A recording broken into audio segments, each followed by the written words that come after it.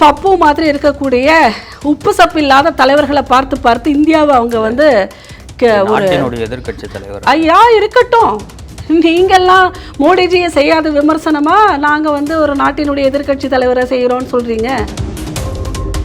பேரணியை வழி நடத்தினது யாரு? யாரோட தலைமையில அது நடந்தது? அதை தட்டி கேட்டாரா? எங்கேயாவது ஒரு எதிர்மறையான தவறு பண்ணா மோடி மேல நம்ம குற்றம் சுமத்தலாமா? அவருக்கே மிஸ்டர் மோடி நீ சொல்ல ஆரம்பிச்சிட்ட. அது என்னங்கிறது நான் சொல்றேன். நல்லெண்ணத்தின் அடிப்படையில தான் ஒரு 11 ஆலோசனைகள் மத்திய அரசாங்கத்துக்கு கொடுத்திருக்காரு. ஏங்க அப்போ தாவேகா கட்சியில இருக்கக்கூடிய பொருளாதார நிபுணர்கள் அந்த ஆலோசனைகளை கொடுத்திருப்பாங்க. அது விஜய் அவர்கள் வெளியிட்டிருப்பாரு. ஓகே, இதுல என்ன தவறு இருக்கு? அதுல ஒரு தவறும் கிடையாது. அப்படியே விஜய் அந்த அறிக்கையை விஜய் அவர்கள் 2021 இருந்து 26 வரைக்கும் எந்த கட்சி ஆட்சி பண்ணுச்சுனாக்கா நீங்க எந்த கட்சி சொல்லுவீங்க? தமிழக அரசுன்னு சொல்லுவீங்களா, திமுக அரசுன்னு சொல்லுவீங்க? திமுகவோட கவர்மெண்ட் என்ன வேணா இருக்கலாம். திராவிட முன்னேற்ற கேள்வி திமுக அரசுன்னு சொல்லுவீங்களா, தமிழக அரசாங்கம் நீங்க சொல்லுவீங்களா? எப்பவுமே தமிழ்நாடு அரசு தான். நீங்க வந்து ஒரு லோகோல திராவிட முன்னேற்ற கழகம் போடுவீங்களா, தமிழ்நாட்டு அரசு போடுவீங்களா? உத்தரப்பிரதேஷ் மாநிலத்திலே வந்து யோகி ஆதித்யநாத் அரசாங்கம் வந்து நியமிச்சிருக்காங்க ஆக்டிங் டிஜிபியா சொல்லிட்டு, ராஜீவ் கிருஷ்ணான்னு சொல்லிட்டு மே மாசம் வந்து நியமிச்சிருக்காங்க. 2022 இருந்து இந்த நடைமுறை உத்தரப்பிரதேசல இருக்குல்ல. இதுக்காக சட்ட திருத்தத்தை வந்து 2024 கொண்டு வந்திருக்காங்க. யார் அப்போஸ் பண்ணிருந்தா உத்தரப்பிரதேசத்துல அவர் நியமிக்கும் போது? முதலீடு இருக்க போயிருக்காரு சொல்றீங்க. என்னன்னா முதலீடு. அப்போ வந்து நம்ம துர்கா ஸ்டாலின் அவர்கள் வந்து என்ன பொருளாதார நிபுணரா? அந்த கூட்டத்திற்கு தெரிந்ததெல்லாம் ஒரு பிரியாணி பொட்டலம் 500 ரூபாய், ஒரு குவார்ட்டர் பாட்டில், இதுதான் அவங்களுக்கு தெரிஞ்ச கூட்டம். இதற்கு உதயசூரியன்ல ஒரு ஓட்டு, இதுதான் அந்த தெரிஞ்ச கூட்டம். அந்த கூட்டம் ஆஹா ஓஹோ நம்மளுடைய கொள்கை தலைவருக்கு என்னங்க பண்ணிட்டாங்க அந்த மக்களுக்கு.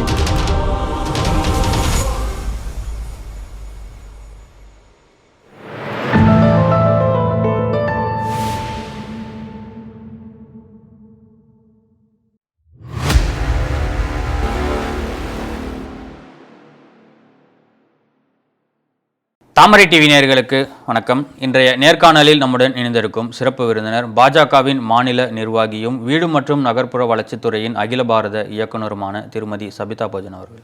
வணக்கம். வணக்கம். அமெரிக்க அதிபர் ட்ரம்ப் அவர்கள் இந்தியா மீது 50% இறக்குமதி வரியை வந்து விதிச்சிருக்காரு. இதற்கு பிரதமர் மோடி அவர்கள் எந்த ஒரு நடவடிக்கையும் எடுக்கலை, இந்தியா தொழிலதிபர்கள் இதனால் பாதிக்கப்படுறாங்கன்ற ஒரு குற்றச்சாட்டை வச்சுருக்காங்க. இந்தியாவுடைய பொருளாதாரத்தை அதல பாதாளத்துக்கு பிரதமர் மோடி அவர்களுடைய ஆட்சி கொண்டு செல்றதுக்கான முதற்கட்ட பணியாக இது அப்படின்ற ஒரு கேள்வி எழுப்பியிருக்காங்க. நீங்கள் எப்படி பார்க்குறீங்க? அமெரிக்கா வரி விதிக்கிறதுனால இந்தியாவினுடைய பொருளாதாரம் அகல பாதாளத்திற்கு சென்று விட்டது என்று சொன்னது யாரு? இரண்டாவது, அமெரிக்காவை நம்பி தான் அப்போ இந்தியா இது வரைக்கும் இருந்திருக்கு. நமக்குன்னு ஒரு தனியான ஒரு தனித்தன்மை கிடையாது. நம்ம தேசத்திற்கு தன்னிச்சையாக தன்னைத்தானே இயக்கிக் கொள்வதற்கு முதுகெலும்பு இல்லாத தேசம். அப்போ அமெரிக்காவினுடைய பொருளாதார தடை வந்த உடனே இந்தியாவில் இருக்கிறவர்கள் எல்லாமே பொருளாதாரத்தில் அகல பாதாளத்திற்கு போய் இந்தியா தேசம்ங்கிறது அழிஞ்சிடும். இப்படித்தான் இத்தனை வருஷம் திராவிட முன்னேற்ற கழகத்தினுடைய கூட்டணிகளும் மத்தியில் ஆண்ட காங்கிரஸும் நம்ம தேசத்தை அகல பாதாளத்துல வச்சிருந்தாங்க.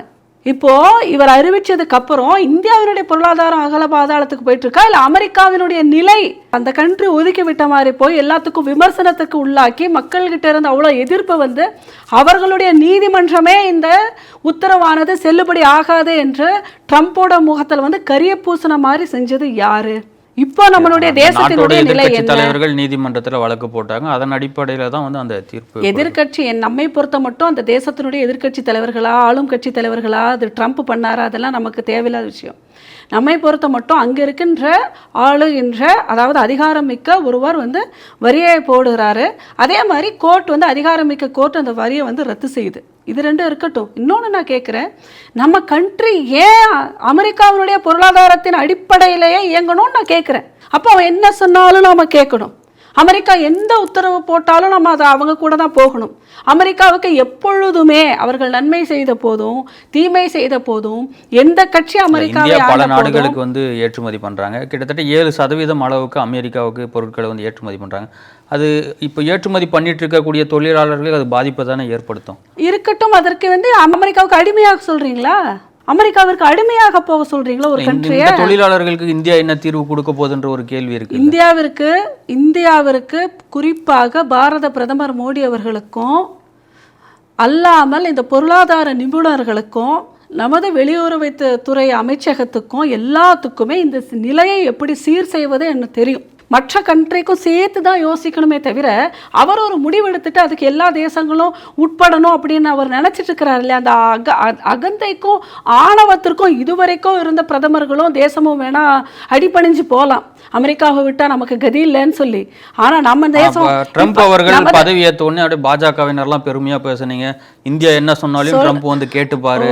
மற்றவங்க எல்லாம் நீங்க ட்ரம்ப் பதவி ஏற்ற உடனே பாஜக அதுல இருக்கிறவங்க எல்லாம் பெருமை பேசினாங்க, மற்றவர்கள் எல்லாமே அவர்கள் எல்லாம் விமர்சனம் பண்ணாங்களா?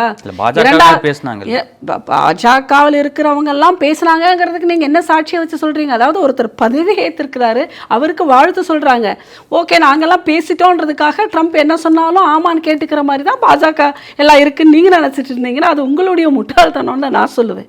ஒருத்தங்களை வந்து புகழ்ந்து பேசிட்டோம்னா அப்போ அவர் என்ன வேணா செய்யலாமா? அவர் என்ன செஞ்சாலும் நம்ம ஆமான்னு சொல்லணுமா? நீங்கள் பிரதம மந்திரி மோடிஜி அவர்களை எல்லாம் எவ்வளோ நீங்கள் சர்வசாதாரணமாக எடை போட்டிருக்கீங்கன்னு எனக்கு தெரியல. அவர் வந்து உலக நாயகன், இந்த உலகத்திற்கே வழிகாட்டியாக திகழக்கூடியவர். ஒவ்வொரு கண்ட்ரியோட நிலைமை என்ன? அமெரிக்காவை எதிர்த்து தைரியமா குரல் கொடுக்க முடியும். ஆமா, ஏன் குரல் கொடுக்கணும்? ஒருத்தன் வந்து மற்ற நாடாளுமன்றத்துல ட்ரம்ப் பேரை சொல்ல கூட மறுத்துறாரு பிரதமர் மோடி. அப்பவே அமெரிக்கா ட்ரம்ப் என்ன சொன்னார், பாகிஸ்தானுக்கும் இந்தியாவுக்கும் நடந்த பிரச்சனையை நான் தான் தீர்த்து வச்சேன்னு எல்லாம் சொல்லிட்டு இருந்தார். ஏதாவது மோடிஜி அதுக்கு ரியாக்ட் பண்ணாரா? அதுக்கு ஏதாவது குரல் கொடுத்தாரா? அவர் பேசினார், ஏதாவது மென்ஷன் பண்ணாரா? அவர் ஏதாவது செஞ்சாரா? ஃபர்ஸ்ட் கண்டுக்கவே இல்லை. அன்றும் அவர் கண்டுக்கல, இன்றும் அவர் கண்டுக்கல. ஒரு மியூச்சுவலா ஒரு கண்ட்ரிங்கிற மரியாதையை தான் அமெரிக்காவுக்கு கொடுக்க முடியுமே தவிர அமெரிக்காவை தூக்கி தலையில வச்சுட்டெல்லாம் நம்ம பயணிக்க முடியாது. அமெரிக்காவோட நம்பியே எந்த தேசமும் வாழ முடியாது. ஃபஸ்ட்டு நம்ம தன்னிச்சையான நம்மளுடைய பொருளாதாரம் எப்படி இயங்குதுங்கிறதுல சுயநிறைவு இருக்கா அப்படிங்கிறதுல ஃபஸ்ட்டு நமக்கு தெளிவு வேணும். பிரச்சனை வந்தாலும் அதை எப்படி சரி செய்யணும் அப்படிங்கிற ஆலோசனை நடக்கும். எல்லா விதமான நிபுணர்களும் இந்த தேசத்தில் இருக்காங்க. சொல்லப்போனால் அமெரிக்காவே ஆளுறது இந்தியர்கள் தான். அந்த மூலைகள் எல்லாம் இந்தியா வந்து உபயோகிக்க தவறுனதுனால தான் அவங்கெல்லாம் அமெரிக்காவுக்கு போயிருக்காங்க. உபயோகிக்க தவறுனது யாரு? அவர்கள் அந்த மூளைகள் எல்லாத்துக்கும் இப்போ 14 வயதாகலை, இல்லை 10 வயதாகலை. அந்த மூளைகள் அங்கே இருக்கிறவங்க எல்லாருடைய வயசு என்ன? 14 வயசா இல்லை 10 வயசா? அவர்களுடைய வயது என்ன? அப்போ உபயோகிக்க தவறியது யாரு? இப்போ திரும்பி வருவாங்க. இப்போதான் நம்ம உபயோகிக்க ஆரம்பிச்சிருக்கோம். ஃபர்ஸ்டெல்லாம் இருந்த மாதிரி அமெரிக்கா அப்படின்னா பெரிய ஒரு அட்ராக்ஷன்லாம் இப்போ இருக்கிற இளைஞர்கள்கிட்ட இல்லையே. இப்போ இருக்கிற இளைஞர்கள் எல்லாமே தொழில் முனைவோர்களாகவும் தேசத்தில் வாழ்பவர்களாகவும் அமெரிக்காவை ஒரு டூரிங்க்கு போயிட்டு வர்ற மாதிரி தானே பார்க்குறாங்க. அப்போ இருந்த மாதிரி நீங்கள் அமெரிக்கா வாங்குற மாதிரி இப்போ கூட அமெரிக்காவில் இருக்கிறவங்களுக்கு ஒரு பெரிய வரவேற்பு சமுதாயத்தில் கிடையாதே. அப்போல்லாம் என்ன சொல்லுவாங்கன்னா நீங்கள் யூஎஸ்ஆ அப்படின்வாங்க. இப்போல்லாம் அந்த மாதிரி ஒன்றும் இல்லையே. இப்பொழுதுமே ஆண்டான் அடிமை மாதிரி இன்னொரு தேசத்தை நம்பி தான் நம்ம தேசம். இந்த தடவை லாஸ்ட் டைம் வந்து நடந்த போரில் பெஹல்காமோட பிரச்சனையில் வின் பண்ண அத்தனை ட்ரோன்ஸும் எங்கே தயாரிக்கப்பட்டது? இந்தியா. தயாரித்தது யார்? ஒரு ஸ்டார்ட் அப்பு. அப்போ நீங்கள் எப்படி அப்போ ரஷ்யாவை நம்பியோ இல்லை மற்ற ஏவுகணைகள்லேருந்து எல்லா தளவாடங்களும் உற்பத்தி பண்ணுகிற மற்ற கண்ட்ரி நம்பியா இந்தியா இருந்தது? அதே நீங்கள் பேச மாட்டேன்றீங்க. பொருளாதாரம்னா என்ன, தயாரிப்புகள்னா என்ன, என்னன்னாலும் என்ன, இந்தியா அடுத்த லெவலுக்கு போயிட்டுருக்கு. போகும்போது மற்ற எல்லா தேசங்களிலிருந்தும் இந்த மாதிரி பிரச்சனைகள் வரத்தான் செய்யும். ஏன்னா யாராலையுமே ஜீரணிக்க முடியாது. அவர்கள் பார்த்த இந்தியா வந்து அரசாங்கத்தில் இப்படி உங்களுடைய காங்கிரஸினுடைய தலைவர் மாதிரி ஒரு மெச்சூரிட்டி இல்லாத பப்பு மாதிரி இருக்கக்கூடிய உப்பு சப்பு இல்லாத தலைவர்களை பார்த்து இந்தியாவை அவங்க வந்து ஒரு எதிர்கட்சி தலைவர் ஐயா இருக்கட்டும். நீங்கெல்லாம் மோடிஜியை செய்யாத விமர்சனமா நாங்கள் வந்து ஒரு நாட்டினுடைய எதிர்கட்சி தலைவரை செய்கிறோன்னு சொல்கிறீங்க. இப்போ கூட அவர் என்ன பேசினாரு மோடிஜி அவர்களுடைய தாயை பற்றி? அவருக்கு என்னத்துக்கு நான் மரியாதை கொடுக்கணும்? ஒரு பெண்ணா நான் எதற்கு வந்து ராகுல் காந்தியை பப்புவை நான் எதுக்கு மதிக்கணும்? அவர் பெண்களுக்கு ஒரு இறந்த பெண்மணி மோடிஜி அவர்களுடைய பாரத பிரதமரனுடைய தாய்க்கே மரியாதை இல்லை பொழுது அவரையே விமர்சனம் பண்ண ஒருவருக்கு ஒரு பெண்மணியாக நான் எதுக்கு மரியாதை கொடுக்கணும்? ராகுல் காந்தி விமர்சனம் பண்ணாரு, அந்த பேரணியில் இருக்கக்கூடிய அந்த தொண்டர் யாரு பொறுப்பெடுத்துக்குவா? பொறுப்பு யாருது? பேரணியை வழி நடத்தினது யாரு? யாரோட தலைமையில் அது நடந்தது? அதை தட்டி கேட்டாரா? எங்கேயாவது ஒரு எதிர்மறையான தவறு பண்ணா மோடி மேல நம்ம குற்றம் சுமத்தலாமா? மோடிஜி அவர்கள் கேட்பார். பாஜக அவர்கள் வந்து ஒரு ஒரு ஒரு சாதாரணமான ஒரு சமூகத்துல இந்த மாதிரியான இருக்கக்கூடிய தவறுகளையோ விமர்சனங்களையோ எங்களுடைய தலைவர்கள் செய்தாலுமே கூட அவருடைய தலைமையில ஒரு விஷயம் நடக்குதுன்னா நிச்சயமாக அவருடைய எதிர்குரலே அங்க இருக்கும். ராகுல் காந்தி அதை வந்து கண்டனம் தெரிவிக்கணும்னு நீங்க சொல்றது எப்படி இருக்கு? ராகுல் காந்தியே இதை பேசிட்ட மாதிரி ஒரு நரேட்டிவ் செட் பண்றீங்களே. ராகுல் காந்தி அதற்கான எதிர்ப்பை தெரிவிக்கணும். ஏன்னா சாதாரணமான ஒரு விமர்சனமா அதை கடந்துட முடியாது. மோடிஜி அவர்களுடைய தாய், இருந்து விட்ட ஒரு தாய், தெய்வமான தெய்வ திரு தாய் அவர்களை வந்து இப்போ வந்து விமர்சனத்துக்கு உள்ள இன்னுமே அந்த அவ்வளோ ஒரு வெஞ்சன்ஸ் இருந்து பண்ணுறாங்கன்னா இவருக்கு அந்த அளவுக்கு மரியாதை இருக்கக்கூடிய ஒரு எதிர்க்கட்சி தலைவராக இருந்தால் அதை வந்து அதுக்கு அவர் செய்தது தவறுதான்ற ஒரு ஸ்டேட்மெண்ட்டாவது கொடுத்துருந்துருக்கணும். மன்னிப்பு கேட்கணும்ன்றால் இல்லை. ஆனால் அவர் அதை பற்றி வந்து வாயவே பங்கேற்றிருந்தாங்க, கனிமொழியும் பங்கேற்றிருந்தாங்க, பிரியங்கா காந்தியும் பங்கேற்றிருந்தாங்க, தேஜஸ்வி யாதவும் பங்கேற்றிருந்தாங்க. யாரையும் நீங்க மென்ஷன் பண்ணல, ராகுலை மட்டும் டார்கெட் பண்றீங்க. எல்லா யாரோட தலைமைங்க அது? மொத்தமா யாரோட கூட்டணி அதை வந்து முன்னிறுத்தியது? அதோட தலைவர் யாரு? இந்தி கூட்டணியை வழி நடத்துறது யாரு? இந்த கூட்டணிக்கு தலைவர் யாரு? அவங்க தான் அதற்கு பொறுப்பெடுத்துக்க முடியும். காங்கிரஸ் உடைய லீடர் தான் அந்த கூட்டணிக்கு பொறுப்பெடுத்துக்க முடியும். அன்னைக்கு யார் போனாங்க போலன்றதை தாண்டி இது போல விமர்சனங்கள் வரும்பொழுது அதனுடைய பொறுப்பு யார் எடுத்துக்கிறாங்கன்னா அதை வழி நடத்துறவங்க தான். இவர் பேசல, ஆனா பேசுறவங்களை இவர் என்ன செஞ்சாரு, அதற்கான அடுத்த எதிர் விமர்சனங்கள் எப்படி வச்சாரு? ஸோ இந்த மாதிரி இருக்கக்கூடிய ஒரு தலைவரை சரி நீங்க அதை அனுசரிச்சுக்கிட்டீங்க தானே. யாரோ பேசலாங்க, எங்க கூட்டத்தில் ஒருவர் பேசலாங்கன்னு நீங்க அனுசரிச்சுக்கிட்டீங்கல்ல, அப்ப நான் பேசுறது மட்டும் நீங்க எதுக்கு கேள்விக்குறியாக்குறீங்க? அதையும் அனுசரிச்சுட்டு போங்க. அதை தாண்டி வந்து ஐயோ அமெரிக்கா காலில் போய் விழுந்துடலாம், நாளைக்கு ஆஸ்திரேலியா காலில் போய் விழுந்துடலாங்கிற தேசம் எல்லாம் நம்ம இப்போ இருக்கிற இந்தியா கிடையாது. குறிப்பாக பாரத பிரதமரினுடைய இந்தியா உங்களுடைய காங்கிரஸ் ஆண்ட இந்தியா கிடையாது. பாரதிய ஜனதா கட்சியை ஆண்டு கொண்டிருக்கின்ற தேசம், வல்லரசாக இந்த உலகிற்கே குருவாக திகழப் போகின்ற தேசம். அதுக்கெல்லாம் இவர் பொருளாதார வரி விதிப்பு விவகாரத்துல விஜய் அவர்கள் 12 ஆலோசனைகளை மத்திய அரசாங்கத்துக்கு கொடுத்திருக்காருல்ல, அதையும் ஒரு விமர்சனம் பண்றீங்க நீங்க. விஜய்க்கு என்ன பொருளாதாரம் தெரியும் அப்படின்ற மாதிரி எல்லாம் ஒரு பிரச்சனையை நாங்கள் மறக்க ஆரம்பிச்சா நீங்க திருப்பி ஞாபகப்படுத்தி விடுறீங்க இல்லையா? விஜயனுடைய 2ஆம் மாநாடு முடிஞ்சதுக்கப்புறம் எல்லாத்துக்குமே ரைஸான இந்த பிளட் ப்ரெஷர் இப்போ தான் எல்லாத்துக்குமே ஓரளவுக்கு டவுன் ஆகிட்டு வருது. திருப்பி விஜய் நான் என்ன இப்போல்லாம் எப்படி தெரியுமா நாங்கள் யோசிக்கிறோம், கட்சியோட தலைவருங்க அவர். ஐயோ இருக்கட்டுங்க, இப்போ விஜயை பற்றி பேசுறதே டைம் வேஸ்ட்டுங்கிற நாளைய முதலமைச்சர் வேட்பாளரும் கூட அவர் சொல்லிக்கிட்டு போவார். அவர் சொல்லுவார், அவர் நாளைய முதலமைச்சர் ஆவதற்காக இன்றைய பிரதமரை பார்த்து, இன்றைய தேசத்தினுடைய குருவை பார்த்து மிஸ்டர் மோடியாமா எடுத்து ஒன்று கொடுத்தா இப்படி இருக்கும்னு தான் எனக்கு அப்படியே தோணுச்சு. மிஸ்டர் மோடியாமா. அப்போது தேசத்தினுடைய பிரதமர், இன்றைய பிரதமருக்கே மிஸ்டர் மோடினா இப்போ இந்த விஜயை என்னென்ன பேர் வச்சு கூப்பிடலாம் நீங்கள் சொல்லுங்கள்?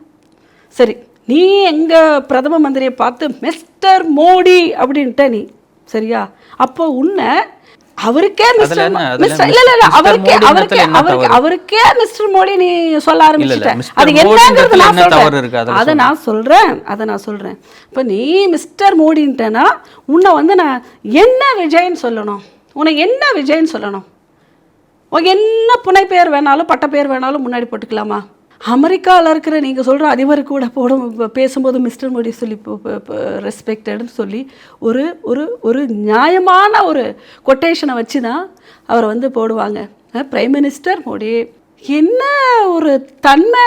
இவரை வந்து உள்நாட்டில் இருக்கக்கூடிய பிரதமரை விமர்சிக்கும் எப்படி வேணாலும் உங்களுக்கு எதிர்கருத்து இருக்கட்டுங்க. பொது மேடையில் பேசும் பொழுது, இன்றைய தேசத்தினோட பிரதம மந்திரி விமர்சிக்கும் பொழுது இதை வந்து உலகமே பார்த்து கொண்டு இருக்கின்ற போது உங்கள் பிரதமருக்கு நீங்கள் கொடுக்க வேண்டிய மரியாதையை கொடுத்துட்டு தான் உங்களுடைய எதிர்த்தரப்பு கருத்துக்களை நீங்கள் வைக்கணுமே தவிர அந்த பிரதமர் அப்படிங்கிற ஒரு பொறுப்புக்கே இவர் சேலஞ்ச் பண்ணுற மாதிரி அதையே விமர்சிக்கிற மாதிரி பண்ணும்போது இது இது எல்லா மாநிலங்களுக்கும் எல்லா தேசங்களுக்கும் நம்ம பிரதமரை நாமளே விட்டு கொடுத்த மாதிரி ஆகாதா? நான் என்ன கேட்குறேன், மிஸ்டர் மோடி அப்படின்னு சொல்லி ஒரு மற்ற இப்போ எவ்வளோ பிரச்சனைகளுக்கு நடுவே வந்து இந்த தேசம் பயணிச்சிட்ருக்கு, அதை வந்து அவர் அடுத்த கட்டத்திற்கு எடுத்து சென்று கொண்டிருக்கிறார். இந்த ஒரு நிலையிலுமே கூட அந்த நல்லெண்ணத்தின் அடிப்படையில் தான் ஒரு 11 ஆலோசனைகள் மத்திய அரசாங்கத்துக்கு கொடுத்துருக்காரு. ஏங்க அப்போ சரி, நான் ஒன்று கேட்குறேன், அப்போ நீங்கள் எதுக்குங்க நமக்கு கண்ட்ரியில் எதுக்குங்க ஐஐடியில் படித்தவங்களையும் ஐஐஎம்மில் படித்தவங்களையும் அங்கே வந்து பொருளாதார ஆலோசனைக்கு வந்து அங்கே அமர்த்தியிருக்காங்க சென்ட்ரலில்? மினிஸ்டர்ஸ்க்கெல்லாம் மூளை இல்லாதவங்களா? நம்ம அங்கே இருக்கக்கூடிய பொருளாதார ஆலோசகர்கள் எல்லாமே வித் எக்ஸ்பீரியன்ஸோட என்னத்துக்காக உட்காண்ட்ருக்காங்கங்க? டிகிரி ட்ராப் அவுட் இல்லை, 6 மாதத்துக்கு மேலே கண்டினியூ கூட பண்ணலை ஆள். இவர் வந்து பொருளாதார, நீங்கள் வந்து மக்கள் பணியாற்றலாம். காமராஜர் வந்தார், மக்கள் பணியாற்ற வந்தாருன்னா அதில் ஒரு படிச்சவரா படிக்காதவரா அதெல்லாம் நமக்கு தேவை. நமக்கு படிச்சவரா படிக்க அரசியலுக்கு வந்து படிப்பு தேவை. அவங்க ஒரு கேள்வி எழுப்பாங்க, மோடி அவர்கள் என்ன படிச்சாரு? அதுக்கு நான் பதில் சொல்றேன். மோடிஜி அவர்கள் வந்து பொருளாதார ஆலோசனை அவரா கொடுக்கல. மோடிஜி அவர்கள் யாருக்கு என்ன வேலை கொடுக்கணுங்கிறது தெரியும், அவர் என்ன வேலை செய்யணுங்கிறதுலையும் மோடிஜி அவர்கள் தெளிவா இருக்காரு.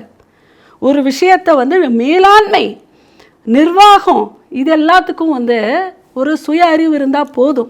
நீங்கள் ஒரு கட்சி, அதனால தான் அரசியலுக்கு வந்து படிப்பு தேவையில்லைன்னு சொன்னாங்க. ஆனால் இதெல்லாமே நிபுணத்துவம் முடித்தவங்களால மட்டும்தான் இந்த எக்கனாமிக்ஸ். அப்போ சிஏ எல்லாம் எதுக்குங்க படிக்கணும்? எக்கனாமிக்ஸ் எல்லாம் எதுக்குங்க படிக்கணும்? எதுக்காக படிக்கணும்? நான் என்ன கேட்குறேன்னா, இது ஒரு சாதாரண விஷயம் கிடையாது. நீங்க ஒரு பொருளாதார நிபுணர் கட்சியில் இருக்கக்கூடிய பொருளாதார நிபுணர்கள் ஆலோசனைகளை கொடுத்திருப்பாங்க, அது விஜய் அவர்கள் வெளியிட்டிருப்பாரு. ஓகே, இதுல என்ன தவறு இருக்கு? அதுல ஒரு தவறும் கிடையாது. அப்புறம் ஏன் விஜய் அந்த அறிக்கையை, ஐயோ விஜய் அவர்கள் வெளியிட்ட அறிக்கையை படிச்சு பார்க்கும்போது தான் இதை நாங்க சொல்றோம். அவங்க வந்து ஒரு பொருளாதார நிபுணர்கள் எல்லாம் உட்கார்ந்து தாவேகா கட்சியில அப்போ அவர் பேசல, எம்எஸ்எம்இ நிறுவனத்தை தள்ளுபடி பண்ணுங்கன்றதெல்லாம் கோரிக்கைகள்லாம் வைக்கிறாங்க. எம்எஸ்எம்இக்கு அப்ரிவேஷன் என்ன ஃபர்ஸ்ட் விஜய்க்கு தெரியுமா? எம்எஸ்எம்இயோட அப்ரிவேஷன் என்னன்னு தெரியுமா? இங்கே இருக்கக்கூடிய தொழிலினுடைய குறு நிறுவனங்கள், பெருநிறுவனங்கள் எல்லாமே எதன் அடிப்படையில் செயல்படுதுன்னு தெரியுமா? அவரை நீங்கள் 1-to-1 இன்டர்வியூ பண்ணுங்க பார்ப்போம். நான் சேலஞ்ச் பண்ணுறேன். அவர் வந்து இந்த தேசத்தினுடைய கட்டமைப்பு என்னங்கிறத கிளியராக எடுத்துகிட்டு போவாரா அப்படிங்கிறத நான் உங்களுக்கு சொல்கிறேன். அதாவது இப்போ அவர் கட்சியை வளர்க்குறாரா? நீங்கள் அடுத்த எலெக்ஷனுக்காக பிளான் பண்ணுறீங்களா? நீங்கள் அப்போ ஆலோசனை சொல்லுங்கள். எப்போவுமே அதற்காக தான் இந்த ஆலோசனைன்றது சொல்லுங்கள். ஆனால் என்னமோ இந்த தேசத்துடைய பொருளாதாரத்தையே ஃபஸ்ட்டு தமிழ்நாட்டில் இருக்கிற பொருளாதாரத்துக்கு ஆலோசனை சொல்லுங்கள். இந்திய அளவில் பொறுத்த மட்டும் மோடிஜி அவர்களுக்கு ஆலோசனை சொல்கிற அளவுக்கு எல்லாமே இனிமேல் தாவேக்காவோ விஜயோ அங்கே இருக்கிற பொருளாதார நிபுணர்களாக வளருங்க. ஏங்க சென்னையில் மழை தண்ணி ஒரு நாள் மழைக்கே தாங்குறது இல்லை. அதுக்கு வந்து வடிகிறது என்ன ஆலோசனை செய்யுமோ அதை ஃபஸ்ட்டு செய்ய சொல்லுங்க. இல்லை அவங்க வீட்டில் வந்து தண்ணிக்காக வெளியே நின்றுட்டு இருக்கிறவங்கள ஒரு பார்க்க வந்தவங்களுக்கு வந்து தண்ணி தாகம் இல்லாமல் மயக்கம் போட்டு விழுறவங்க ஜாஸ்தி. என்னென்னமோ உதவி கேட்டு வந்து இவரை பார்க்க முடியாமல் திரும்பி போகிறவங்க ஜாஸ்தி. அவரை தேடி வந்து கோரிக்கை வைக்கிறதுக்காக வந்தவங்க எல்லாமே அவாய்ட் பண்ணி திருப்பி அனுப்பிச்சு அதனுடைய விரக்தியில் இருக்கிறவங்க ஜாஸ்தி. இதுக்கெல்லாம் ஒரு பொருளாதார ஒரு ஆலோசனை நிபுணத்துவம் எல்லாத்தையும் போட்டு ஃபஸ்ட்டு அதை வந்து சரி பண்ண சொல்லுங்கள். அதே மாதிரி இந்த மேடையில் ஏறின பசங்களை தூக்கி கீழே போட்டு முதுகெலும்பு உடச்சி மண்டையை உடச்சி அவங்கள எல்லாத்தையுமே அவங்களோட பவுன்சர்ஸ் எல்லாம் வந்து தூக்கி போட்டாங்க இல்லையா, அதுக்கு ஒரு வழியை ஃபஸ்ட்டு சொல்லுங்கள். இந்த இப்படி இந்த கட்டுக்கிடங்காது இந்த கூட்டத்தில் சின்ன சின்ன குழந்தைகள் எல்லாத்தையும் இவர்கிட்ட கொடுக்குறோன்னு சொல்லி வீல் அப்படின்னு அழுதுட்டு இருந்தாங்க இல்லையா, பச்சிலம் குழந்தைங்க என்ன விஜய்கிட்ட ஆசீர்வாதம் வர்றதுக்கு அனுப்பிச்சிருக்காங்கல்ல, அவங்களுக்கெல்லாம் ஒரு ஆலோசனை கூட்டம் போட்டு பொருளாதாரத்தை பற்றி சொல்லுங்கள். இங்கே வர்ற சேர் உடைக்கிறாங்க இல்லையா, அதை மனநோய் பிடிச்சவங்க மாதிரி கூட்டத்தில் வந்து உட்கார்ந்து இவர்களுடைய தொண்டர்கள் உட்கார்ந்த சேரை, தன்னை தாங்கிய உட்கார்ந்த சேரை போட்டு ஒட்டான்னு உடைச்சிட்டு போகிறாங்க. அங்கேயே குடிக்கிறாங்க, அந்த இடத்தையே பாட்டிலையும் உடைக்கிறாங்க, அங்கேயே ஒரு எக்ஸைட்மெண்ட்டோடு டான்ஸ் ஆடுறாங்க, ஒருத்தர் அடிச்சுக்கிறாங்க. இவங்களுக்கு எல்லாத்துக்குமே ஒரு நிபுணர்களை போட்டு அவர்களுடைய தொண்டர்களினுடைய மனநிலையை மாற்றுவது எப்படி, ஒழுங்காக ஒரு கூட்டத்தை நிர்வகிப்பது எப்படி, இவர்கள் எல்லாமே சரியாக வந்து சரியாக கூட்டம் முடித்து செல்வதற்காக இவர்களை மாற்றுவது எப்படி, அதுக்கு ஃபர்ஸ்ட் ஆலோசனை பண்ண சொல்லுங்க. ஈர்ப்பு கொண்டு தலைவர் கொடுக்கக்கூடிய ஆலோசனைகளை நான் சொல்றேங்க, அதுதான் அந்த சாமானிய மக்கள் கொடுக்கக்கூடிய ஆலோசனைகளை நீங்க எப்படி மதிப்பீங்க? ஒரு நிமிஷம் இருங்க. ஒரு கட்சியினுடைய தலைவர் யாருங்கிறது ஒன்று இருக்கு, சாமானிய மக்களும் யாருங்கிறது ஒன்று இருக்கு. இப்போ ஜெயிலில் இருக்கிறவனும் சாமானிய மக்கள் தான், சரியா? கரெக்டாக வரிகட்டி சரியாக குடும்பம் நடத்தி ஒழுங்காக சட்டத்திட்டங்களை மதிக்கிறவனும் சாமானிய மக்கள் தான். ரோல்ஸ் ராயல்ஸுக்கு வந்து வரிகட்டாமல் எப்படி வந்து இம்போர்ட் பண்ணுறது அப்படிங்கிறதுக்கு வேணால் நீங்கள் வந்து விஜய்கிட்ட இருந்து ஒப்பீனியன் வாங்கலாம். தன்னுடைய படம் ரிலீஸ் ஆகலை அப்படின்னு உடனே பாரத பிரதமர்கிட்ட இருந்து ஒரு உதவி கேட்குறதுக்காக பூனைக்குட்டி மாதிரி உட்காண்ட்ருந்தான்னு ரஞ்சித் சொல்கிறார். பூனைக்குட்டி மாதிரி போய் கையை கட்டி உட்காந்து என் படத்துக்கு ரிலீஸ் பண்ணுறதுக்கு ஹெல்ப் பண்ணுங்கன்னு மணிக்கணக்காக கால் கடுக்காக காத்திருக்கிறாரு. ஏங்க, தலைவா படம் ஓடினா தான் எல்லார் வீட்லேயும் சோறு இறங்குமா? அப்போது ஒரு பாரத பிரதமரை ஒருத்தர் பார்க்க போகிறாருன்னா ஒரு படம் வந்து ஓடலைன்னு சொல்கிற எத்தனை கோடி சம்பாரிச்சு வச்சிருக்கிறார். ஒரு பாரத பிரதமரினுடைய டைமுங்கிறது எவ்வளோ வேல்யூபிளான ஒரு டைமிங்கு. ஒரு டிஸ்கஷனுக்காக போகும்போது எந்த விஷயத்தை எடுத்துகிட்டு போகிறோங்கிறது எவ்வளோ முக்கியமான ஒரு விஷயம். ஒரு இண்டிவிஜுவல் நடிகனுடைய ஒரு தனிப்பட்ட ஒரு படம் ஓடலைன்றதுக்காக பாரத பிரதமர்கிட்ட அப்பாயின்மெண்ட் கேட்டு கால் கடுக்க உட்காந்து அந்த ஓடுறதுக்கு சப்போர்ட் பண்ணுங்கன்னு கேட்டிருக்கிறாருன்னா இவர் வந்து மக்கள் தலைவர், இவர் ஆலோசனை கொடுப்பாரு. நாங்கள் ஓஹோ இன்று கட்சி தொடங்கி விட்டார், நாளை முதலமைச்சர் ஆகி விடுவாருன்னு எல்லாருமே வாயை பார்த்து அவங்களுடைய கொள்கை என்னன்னு பார்க்கணுமா? தகுதி வேண்டாம். ஒரு சின்ன பையன் வாங்குற எல்லா சேலரியிலிருந்து சினிமாவில் இருக்கிற அதே ஒரு சின்ன பையன் அவ்வளோ தொண்டு பண்ணிட்டு இருக்கிறாரு, அத்தனை பேருக்குமே உதவிட்டு இருக்கிறாரு. எந்த மீடியா எடுத்தாலும் அந்த பாலான்னு நினைக்கிறேன் அவரை பற்றி தான் போகுது. ஏங்க அவருக்கு அந்த எண்ணம் வரணும்? எதுக்கு உதவி செய்யணும்னு தோணணும்? அவர் என்ன பெரிய கோடீஸ்வரரா? ஏழையா பிறந்த ஏழையா வளர்ந்து ஏழையாவே இன்னும் இருந்துட்டு இருக்கிற சம்பாதிக்கிறதுலேருந்து எல்லாமே எடுத்து கொடுத்துட்டு இருக்கிறாருங்க. அதே மாதிரி ராகவா லாரன்ஸ் அவரும் நடிக்கிறது தானே, உங்களை மாதிரியே தான் அவரும் டூயட் படுறாரு, எல்லாரையும் நடிக்கிறாரு. ஏன் அவர் யாரும் விமர்சிக்கிறது இல்லை? ஏன் அவர் மேலே யாருக்கும் கோவம் வர்றதில்ல? ஏன் அவர் இப்போ எந்த சீனை நடித்தாலுமே மக்கள் வந்து அதை அனுசரிக்கிறாங்க? ஏன்னா தனிப்பட்ட வாழ்க்கை முறையில் யாருக்கோ ஏதோ ஒன்று பண்ணிக்கிட்டே இருக்கிறார். அவ்வளோ காசு வரும் பொழுது நம்ம கொஞ்சம் காசை வந்து நம்ம கொடுக்கணுமேன்னு தோணுது. கோடியாக சம்பாதிக்கும் போதும் கூட காருக்கு வரி கட்ட மாட்டேன்னு எப்படி எஸ்கேப் ஆகுறது? ஏதோ 10ல் 100ல் ஒரு படம் ஸ்டக்காய் நிற்கும் போதும் கூட அந்த ஒரு படத்தையும் கூட பிரைம் மினிஸ்டர் வரைக்கும் போட்டு தன்னுடைய படத்தை ஓட வச்சு அதில் கோடிகளை பார்க்கணுன்னு நினைக்கிறது. வீட்டுக்கு வர்றவங்களுக்கு தண்ணி கொடுக்கறதுக்கு கூட கேட்டை திறக்காம மக்கள்கிட்ட இருந்து தன்னிச்சையாக தான் ஒரு கதாநாயகனுங்கிற திமிரில் ஏன்னா எல்லாருமே போய் பார்க்குறாங்க தானே படத்தை. தலைவான்னுட்டு உன் தலைவர் என்ன பண்ணா சொசைட்டிக்கு? பாஜக முன்னாள் மாநில தலைவர் அண்ணாமலை அவர்கள் மிகப்பெரிய குற்றச்சாட்டை வச்சிருக்காரு. தற்பொழுது நியமிக்கப்பட்டிருக்கக்கூடிய பொறுப்பு டிஜிபி வெங்கடராமன் அவர்கள் அரசியல் காரணத்துக்காக நியமிக்கப்பட்டிருக்காரு. இந்தியாவிலேயே எங்கேயுமே வந்து ஆக்டிங் டிஜிபி நியமிக்கிற நடைமுறை கிடையாது. ஆனால் முதலமைச்சர் ஸ்டாலின் அவர்கள் இதை வந்து கொண்டு வந்திருக்காரு. இதில் ஏதோ உள்நோக்கம் இருக்குன்ற ஒரு குற்றச்சாட்டை வச்சிருக்காரு. நிச்சயமாக உள்நோக்கம் இருக்கிறது. முதல்ல இந்த பிரச்சனைக்கு வர்றதுக்கு முன்னாடி இப்போ நடந்த ஒரு பிரச்சனை, எங்களுடைய பாரதிய ஜனதா கட்சியினுடைய மகளிரணி தலைவி திருமதி கவிதா ஸ்ரீகாந்த் அவர்களுடைய சமூக வலைத்தளங்களில் பதிவிட்டிருக்காங்க. நீங்கள் போய் பாருங்கள், அந்த ஆடியோவை கேளுங்க. பழனி நகர்மன்ற தலைவர் அவர்கள் வந்து உமா மகேஸ்வரின்னு சொல்லிக்கூடிய திராவிட முன்னேற்ற கழகத்தினுடைய உறுப்பினர் என்னன்றாங்க, அதாவது கவர்மெண்ட் கொடுக்கக்கூடிய லோனை இவங்க வாங்கி கொடுக்குறாங்க. அது ஒரு பாரதிய ஜனதா கட்சியினுடைய உறுப்பினராக இருக்கலாம், மகளிரணி உறுப்பினராக இருக்கலாம். யார் வேணாலும் எந்த திட்டங்களை வேணாலும் மக்களுக்கு கொண்டு போய் சேர்க்கலாம். எல்லா உரிமையும் அவர்களுக்கு இருக்கிறது. அதற்கு கட்சி சார்போ மதச்சார்போ இனச்சார்போ எதுவுமே கிடையாது. ஏன்னா இதெல்லாமே அரசாங்கம், மத்திய அரசாங்கத்திலிருந்தும் மாநில அரசாங்கத்திலிருந்தும் மக்களுக்காக கொண்டு வரப்பட்ட திட்டங்களை தெரியாமல் இருக்கிற பட்சத்தில் யார் வேணாலும் மக்களுக்கு எடுத்துகிட்டு போய் சேர்க்கலாம். அந்த தெருவில் வந்தால் கட்டி வச்சிருவேன் ஜாக்கிரதைன்றாங்க. அங்கே நகராட்சியில் வேலை செய்யக்கூடியவங்கெல்லாம் உனக்கு உதவி பண்ணுறாங்கன்னா அவங்கெல்லாம் எந்த கவர்மெண்ட்டுக்கு வேலை செய்கிறாங்கன்னு.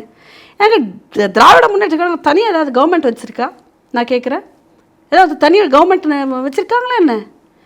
நம்ம தனி நாடு தனி தேசம் அப்படின்னு பேசிட்டு இருக்கிறாங்க. ஆனா தனி கவர்மெண்ட் ஏதாவது இருக்கா? திராவிட முன்னேற்ற கழகம் ஜெயிச்சிடுச்சு. எதுக்குன்னா நம்மளுடைய தமிழக அரசை நிர்வகிக்கிறதுக்கு, தவிர திராவிட முன்னேற்ற கழகத்தினுடைய அரசு அது கிடையாது. நம்ம அரசு நிர்வகிப்பதற்கு 5 வருடங்களுக்கு மக்களால் தேர்ந்தெடுக்கப்பட்டது தான் திராவிட முன்னேற்ற கழகம். இது தமிழ்நாட்டு அரசு. மத்திய அரசுக்கும் அதே தான் விதி. இதில் மாற்று கருத்தெல்லாம் ஒன்றும் கிடையாது. இப்பொழுது நிர்வகிப்பது பாரதிய ஜனதா கட்சி வென்றெடுத்த அரசு, அமைச்சர்கள், அவ்வளோதான். அப்போது உரிமை அப்போ என்ன? அப்போ டிஎம்கே காரங்க மட்டும்தான் இந்த தமிழகத்தில் வாழணுமா? டிஎம்கே காரங்க மட்டும்தான் இங்கே தமிழகத்தில் இருக்கணுமா? 2021 26 வரைக்கும் எந்த கட்சி ஆட்சி பண்ணுச்சுனாக்கா நீங்கள் எந்த கட்சி சொல்லுவீங்க? தமிழக அரசுன்னு சொல்லுவீங்களா, திமுக அரசுன்னு சொல்லுவீங்களா? திமுகவோட கவர்மெண்ட்டே என்ன வேணா இருக்கலாம். திராவிட முன்னேற்ற கேள்வி திமுக அரசுன்னு சொல்லுவீங்களா, தமிழக அரசாங்கம் நீங்க சொல்லுவீங்களா? எப்போவுமே தமிழ்நாடு அரசு தான். நீங்க ஒரு லோகோல திராவிட முன்னேற்ற கழகம்னு போடுவீங்களா, தமிழ்நாட்டு அரசுன்னு போடுவீங்களா? சொல்லுங்க. தமிழக அரசு. தமிழக அரசும் ஒரு அரசு ஆணையில திராவிட முன்னேற்ற கழகம்னு போட்டு கீழே சிக்னேச்சர் போடுவீங்களா, தமிழக அரசினுடைய முதல்வர்னு போட்டு சிக்னேச்சர் போடுவீங்களா? ஒரு பஞ்சாயத்துல தமிழக அரசினுடைய பஞ்சாயத்து தலைவர்னு போடுவீங்களா, திராவிட முன்னேற்ற கழகத்தினுடைய பஞ்சாயத்து தலைவர்னு போடுவீங்களா? தமிழக அரசா, திராவிட முன்னேற்ற கழக அரசா? நான் என்ன வேணா சொல்லலாம், அது ஏன் இஷ்டம். ரெக்கார்டில் என்ன வரும் அப்படிதான் அரசாங்கம் நடக்கும். திராவிட முன்னேற்ற கழகத்தை கட்சி மாறலாம். அப்போ என்ன பண்ணுவீங்க? ஸ்டாலின் அவர்கள் அப்படியே பாரதிய ஜனதா கட்சிக்கு வந்துட்டாருன்னு வச்சுக்கோங்க. நம்ம கிளைம் பண்றது இல்லையா, பாஜக அரசாங்கம் கொண்டு வந்த திட்டங்கள்னு சொல்லிட்டு மத்திய அரசாங்கம் கொண்டு வந்த திட்டங்கள்னு சொல்லுங்க. கிளைம் பண்ணுவோம். அதையே திராவிட முன்னேற்ற கழகத்தை சார்ந்தவர்கள் மக்கள் எடுத்துட்டு போய் சேர்த்தாங்கன்னா சேர்க்கக்கூடாதுன்னு சொல்ல மாட்டோம்.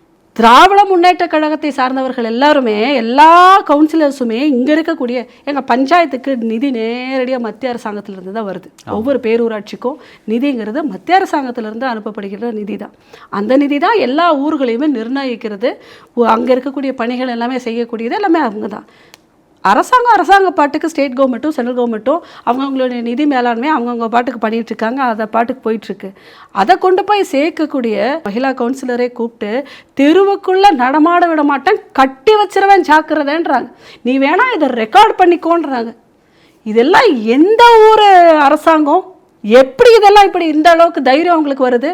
அப்போ ஒரு திராவிட முன்னேற்ற கழகத்துடைய சாதாரணமாக ஒரு பஞ்சாயத்தில் இருக்கக்கூடிய ஒரு நகர்மன்ற தலைவரால் ஒருத்தங்களை கட்டி வச்சிடுறான்ற லெவலுக்கு பேச முடியுதுன்னா எந்த அளவிற்கு அநியாயமான அராஜகமான இவ்வளோ திமிர் பிடிச்சவங்களை இவ்வளோ தைரியத்தை கொடுத்து அவங்க உட்கார வச்சுருக்காங்கன்னா திராவிட முன்னேற்ற கழகத்தினுடைய ஆட்சி எப்படி இருக்குங்கிறது நீங்கள் நல்லா பார்த்துக்கோங்க. ஃபர்ஸ்ட் இதில் ஒன்று, இந்த நிலைமையிலேயே நான் கேட்குறது, நீங்கள் கேட்க வந்த கேள்விக்கு பதில் தான். இந்த நிலைமையிலேயே ஒரு சாதாரண ஒரு பாஜகவினுடைய ஒரு உறுப்பினர் மத்திய அரசினுடைய திட்டங்களை இப்போ இருக்கக்கூடிய அந்த பஞ்சாயத்துலேருந்து எடுத்துகிட்டு போய் மக்களுக்கு சேர்க்குறதையே ஒருத்தங்க கட்டி வச்சிடுறோன்ற லெவலுக்கு மிரட்டுறாங்கன்னா இது இந்த தமிழகத்தினுடைய காவல்துறையை நிர்மாணிக்கக்கூடிய பொறுப்பு. இதுக்கு எப்படி ஒரு நல்ல அலுவலரை, ஒரு நல்ல ஆஃபீஸரை போடுவாங்கன்னு நீங்கள் எதிர்பார்க்கலாம்? அவங்களுக்கு வேணுங்கிறவங்கள இந்த மாதிரி அராஜகம் பண்ணணும், இவங்கள மாதிரி கட்டி வச்சிருவேன்னு பேசணும் கவுன்சிலர் லெவலுக்கே. அப்படின்னா நீங்கள் காவல்துறையோட ஹெட்டுனா எந்த அளவுக்கு டிஎம்கேவோட சப்போர்ட்டர்ஸாக இருக்கணும். அப்போ இருந்தால் மட்டும்தான் அந்த பொறுப்பு அவங்களுக்கு போகும். இல்லாமல் இருந்திருந்தா யாராக இருந்தாலும் சரி, 9 பேர் அண்ணாமலை அவர்கள் சொன்ன மாதிரி 9 பேர் சீனியர்ஸ் இருக்காங்க. இவர் இன்னைக்கு ரிட்டையர்ட் ஆகிறாருங்கிறது ஃபஸ்ட்டே கவர்மெண்ட் ஆஃப் தமிழ்நாடுக்கு தெரியும். இது எல்லாமே தெரிஞ்சும் கூட அதுலேயும் முதல்ல இருக்கக்கூடியது சீமா அகர்வால் ஐபிஎஸ். அவங்க ஒரு பெண். ஸோ அவர்களுடைய பொறுப்பு, அவர்களுக்கு கிடைக்க வேண்டிய பொறுப்பை அப்படியே தட்டி பறித்து இடையில இருக்கிறவங்க எல்லாத்தையுமே தவிர்த்துட்டு கடைநிலையில் இருக்கக்கூடிய ஒருத்தருக்கு திராவிட முன்னேற்ற கழகம் பொறுப்பு அப்படின்னு மென்ஷன் பண்ணி கொடுக்குது. அவர் நியமிச்சிடலை, இப்போதைக்கு இன்சார்ஜ் அப்படின்னு சொல்லி அவருக்கு கொடுக்குறாங்கன்னா இப்போ கேட்கறதுக்கு ஆள் இல்லை. இவங்களுடைய அதிகாரத்துக்கும் அராஜகத்துக்கும் யோகி ஆதித்யநாத் அரசாங்கம் நியமிச்சிருக்காங்க ஆக்டிங் டிஜிபியா சொல்லிட்டு, ராஜீவ் கிருஷ்ணான்னு சொல்லிட்டு மே மாசம் நியமிச்சிருக்காங்க. 2022 இந்த நடைமுறை உத்தரப்பிரதேசில் இருக்குல்ல, இதுக்காக சட்ட திருத்தத்தை 2024 கொண்டு வந்திருக்காங்க. யார் அப்போஸ் பண்ணியிருந்தா உத்தரப்பிரதேசத்தில் அவர் நியமிக்கும் போது? அதற்கு முன்னாடியே இருந்த எந்த சீனியர்ஸ் வந்து இந்த மாதிரி இவருடைய ஃபங்க்ஷனுக்கு வராமல் இருந்திருந்தாங்களா?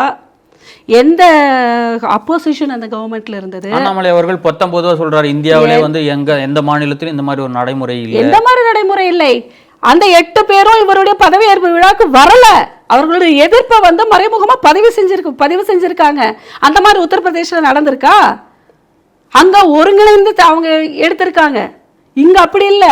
ஆல்ரெடி கிடைக்க வேண்டியதெல்லாம் தட்டி பறிச்சு இவங்க அத்தனை பேருடைய ஒத்துழைப்பு இல்லாம அவர்கள் யாருமே அதற்கு அந்த விழாவிற்கு வராம ஒருத்தங்களை வந்து எல்லாத்தையுமே ஜஸ்ட் லைக் தட் வந்து தள்ளி விட்டுட்டு கடைசியா ஒருத்தங்களை எடுத்திருக்காங்க. உத்தரப்பிரதேசத்தில் நடந்தது அப்படி கிடையாது. அவர் ஒரு மனதாக எடுத்தவங்க. யாருடைய எதிர்ப்பும் அங்க வந்து பதிவாகல. யாரும் எந்த ஒரு சீனியர்ஸுமே அதை கிளைமும் பண்ணல. எல்லாருமே அதை அட்டனும் பண்ணியிருந்தாங்க. இங்கேயும் அபிஷியலா யாரும் எதிர்ப்பு தெரிவிக்கலையே, வரலையே. அண்ணாமலை அப்படி சரி, பணிச்சுமை அண்ணாமலை செய்த விமர்சனத்திற்கு ஏன் எதிர் விமர்சனம் எதுவும் இது வரைக்கும் வரல? எந்த ஒரு அதிகாரிகளுமே நாங்கள் அப்படி இல்லை அப்படின்னு ஏன் இன்னும் சொல்லலை? ஏன்னா அந்த அளவுக்கு அங்கே ப்ரெஷரு, அந்த அளவுக்கு அந்த ஒரு பிரச்சனை. அதனால் அமைதியாக இருக்காங்க அவங்க. ஏன் அவங்கள சொல்லலாம் இல்லை நாங்கள் வந்து ஏன் எல்லோருமே பணிச்சுமையின் காரணமாக வராமல் இருக்கணுமா? ஏதோ ஒருவர் இருவர் தவறுனா பணிச்சுமை காரணம். எல்லாருமே பணிச்சுமையின் காரணமாக தவறுவாங்களா? ஏங்க என்ன நான் ஒன்று சொல்லட்டுமா? சட்டம் ஒழுங்கை பொறுத்த மட்டும் நீங்கள் வந்து பாரதிய ஜனதா கட்சியை விமர்சிப்பதற்கு இந்த இந்தியாவில் இருக்கக்கூடிய எந்த கட்சிகளுக்குமே துப்பு கிடையாது. சட்டம் ஒழுங்கை பற்றி மட்டும் நீங்கள் சொல்கிற பாரதிய ஜனதா கட்சியை பொறுத்த மட்டும் சட்டம் ஒழுங்கை மட்டும் நீங்கள் பாரதிய ஜனதா கட்சியை வச்சு நீங்கள் வந்து விமர்சிக்கிறதுக்கு மற்ற எந்த கட்சிக்குமே துப்பு கிடையாது. பாரதிய ஜனதா கட்சி அவர்களுடைய தொண்டர்களை வந்து சமூகத்துடைய விரோதத்திற்கு தூண்டுவதில்லை. சமூக ஒழுக்கத்திலிருந்து மாறா செயல்படுவதற்கு எதுவுமே அவங்கள வந்து ஊக்குவிக்கிறது இல்லை. என்ன எப்பவுமே அவங்க கிட்ட இருக்கக்கூடிய ஒழுக்கத்தை வேற நீங்கள் எந்த கட்சிக்காரங்கள்கிட்டே நீங்கள் பார்க்க முடியாது. அப்படின்னா சமூக ஒழுக்கத்தை நான் சொல்கிறேன். என்னன்னா ஒரு ஒரு ஃபங்க்ஷன் அட்டன் பண்ணிட்டு வெளியே வரும்போது கூட அவங்க போய் அட்டன் பண்ணிட்டு வந்து அந்த கிரவுண்டை வந்து மெயின்டைன் பண்ண முடியாத ஒருத்தங்களால், அவங்கள மெயின்டைன் பண்ணிக்கிட்டு இருக்கிற ஒரு கட்சிக்காரர்களால் ஒரு அரசாங்கம் நல்லா நடக்குது அப்படின்னு நீங்கள் நினைக்கிறது வந்து மிகவும் தவறுதலான ஒன்று. இரண்டாவது, உத்தரப்பிரதேச பொறுத்த மட்டும் அங்கே இருக்கக்கூடிய அரசாங்கமானது சரியான ஒரு அரசாங்கம். அது இப்போ இந்திய அளவில் பெயர் பெற்ற ஒரு அரசாங்கம். அங்கே இந்த மாதிரி குற்றங்களினுடைய சதவிகிதம் குறைந்திருக்குதே தவிர இங்கே இருக்கக்கூடிய போதை வஸ்துக்கள் இருந்து இங்கே நடக்கக்கூடிய தீவிரவாதங்கள் இருந்து குற்றங்களினுடைய அளவு அதிகமாகலை. சரியான ஒரு காவல்துறையினுடைய நிர்வாகம் இருக்கிறதுனால தான் குற்றங்களினுடைய அளவு குறையும். இங்கே இவ்வளோ மோசமாக காவல்துறையே கையில் எடுத்து அரசியல் பண்ணிட்டு இருக்கிறதுனால தான் இங்கே இருக்கக்கூடிய குற்றங்களினுடைய அளவு அதிகரிச்சிருக்கு. உங்களுக்கு அதுக்கும் இதுக்கும் வித்தியாசம் புரியுதா? குற்றத்தை அடக்குவது யார் அப்படிங்கிறது தான் பாரதிய ஜனதா கட்சியினுடைய எதிர்பார்ப்பும் அதற்கு தகுந்த மாதிரி முன்னெடுப்போம். ஆனால் இங்கே அப்படி இல்லை. குற்றத்தை அதிகரிப்பது யார்? குற்றத்தை கண்டுகொள்ளாமல் இருப்பது யார்? நடக்கின்ற அரசாங்கத்திற்கு நன்றாக ஒத்து ஊதுவது யார்? அந்த அரசாங்கத்தை தலைமையில் தூக்கி அப்படியே எல்லா நடவடிக்கைகளும் எடுப்பது யார்? இப்படி தான் இங்கே இருக்கிற அரசாங்கம் நடக்கும். நீங்கள் அதை கூட இப்போ நான் சொல்கிறேன், பாரதிய ஜனதா கட்சியினுடைய அரசுகள் நடக்கின்ற அரசுகள் இருக்கின்ற எந்த மாநிலத்தோடவும் நீங்கள் மற்ற எந்த அரசாங்கம், திராவிட முன்னேற்ற கழகமாக இருக்கட்டும், யாராக இருக்கட்டும், எல்லா குற்றவாளிக்கும் பேர் போனது வெஸ்ட் பெங்கால். எத்தனை சமூக குற்றங்கள் நடக்குது ஒரு வருஷத்துக்கு? இந்தியாவிலேயே பேர் எடுத்தவங்க. ஒவ்வொரு டைமும் நீங்கள் என்ன கொஷின் பண்ணுறதுக்கு முன்னாடியோ அதோடைய தரவுகளையும் நீங்கள் கொஞ்சம் தெரிஞ்சுக்கிட்டு நீங்கள் கொஷின் பண்ணுறது நல்லா இருக்கும்னு நினைக்கிறேன். ஒரு ஒழுங்கான கட்டமைப்பான குற்றங்கள் மலிந்த ஒரு அரசாங்கம் நடந்து கொண்டு இருக்கிற இடத்துல நடக்கின்ற நிர்வாகத்தை ஒரு குற்றங்கள் பொதிந்த ஒழுங்கற்ற ஒரு அரசாங்கம் நடந்த இடத்துல நிர்வாகத்தினுடைய முடிவுகளோடு நீங்கள் ஒப்பிட்டு பார்க்கக்கூடாது. அது தவறான விஷயம். டிஜிபி வெங்கடராமன் அவர்கள் ஆளும் அரசாங்கத்துக்கு ஃபேவராக என்ன பண்ணியிருக்காருன்றத குற்றச்சாட்டாக வச்சா பரவாயில்ல. எதுவுமே இது வரைக்கும் அந்த மாதிரி சம்பவம் நடந்ததில்லைல்ல. எதுவுமே பண்ணாமல் இருக்கிறது தானே அவங்களுடைய எதிர்பார்ப்போம். அரசாங்கம் என்ன சொல்லுதோ அதை கேட்டுக்கிட்டு இருக்கணும், அவ்வளோ. நேரடியாக ஜெர்மனிலேருந்து அரச நிர்வாகத்தை வந்து கண்காணிச்சிக்கிட்டு இருக்காரு முதலமைச்சர் ஸ்டாலின் அவர்கள். ஆமாம், குடும்பத்தோட சுற்றுலா போயிருக்கிறாரு. சுற்றுலா போகிற இடத்துக்கு போகிறதுக்கு ஒரு ரீசன் வேணும். அந்த ரீசனுக்கு என்ன பண்ணுவாங்கன்னா, நமக்கு இங்கே எல்லாம் நம்ம ஹாலு, இப்போ நீங்கள் ஏதாவது ஒரு ஃபங்க்ஷன் நடத்தணும்னா, ஆக்ஸ்போர்ட் யூனிவர்சிட்டியில் ஈவேராவுக்கு சிலை அப்படி இல்லை. நீங்கள் ஒரு ஃபங்க்ஷன் நடத்தணும்னா இங்கே இப்போ வந்து காமன் ஹாலும் அவைலபிள், அதே சமயத்தில் மற்ற காலேஜோட ஆடிட்டோரியம்ஸில் இருந்தும் எல்லாமே அவைலபிள். அந்த மாதிரி நான் நாளைக்கு என்ன பண்ணலாம், எம்ஐடிட்டு அந்த ஹால் ஒரு 2 நாளைக்கு நான் வாடகைக்கு எடுத்து அங்கே உங்களுடைய இல்லை என்னுடைய ஒரு தாத்தா ஃபோட்டோவோட மாட்டி நான் அதுக்கு வந்து அந்த ஒரு நாள் செலிப்ரேஷன் முடிச்சுட்டு எனக்கு ஐஐடி வந்து இடம் கொடுத்துருச்சு, எங்களுடைய தாத்தாவிற்கு வந்து இடம் கொடுத்துருக்கிறது அப்படின்னு சொல்லி விமர்சனம் பண்ணால், இங்கே இருக்கிறவங்களுக்கு ஐஐடிக்காரங்களுக்கு தெரியும் இது என்னடா வாடகைக்கு தானே வந்தாங்க கொடுத்தோன்னு சொல்லி. அமெரிக்காவில் இருக்கிறவனுக்கு தெரியுமா? தெரியாது. அதே மாதிரி தான் ஐயா அவர்கள் இங்கிருந்து குடும்பத்தோட இன்ப சுற்றுலாவிற்கு கிளம்பி சென்று என்னென்ன முதலீடு. அப்போ வந்து நம்ம துர்கா ஸ்டாலின் அவர்கள் வந்து என்ன பொருளாதார நிபுணராக முதலீடை ஈர்க்க போகும்போது துர்கா ஸ்டாலினுடைய பணி என்ன அங்கே? இப்போது ஒரு விஷயம் முதலீடு தானே ஈர்க்க போயிருக்கிறாரு. அங்கே வந்து பெரியாருடைய படத்திற்கு அவசியம் என்ன? முதலீடை ஈர்க்கின்ற ஒரு பயணத்தில் வந்து ஈவேரா பெரியார் அவர்களுடைய இந்த ட்ராமாக்கு எல்லாத்துக்கும் அங்கே தேவை என்ன?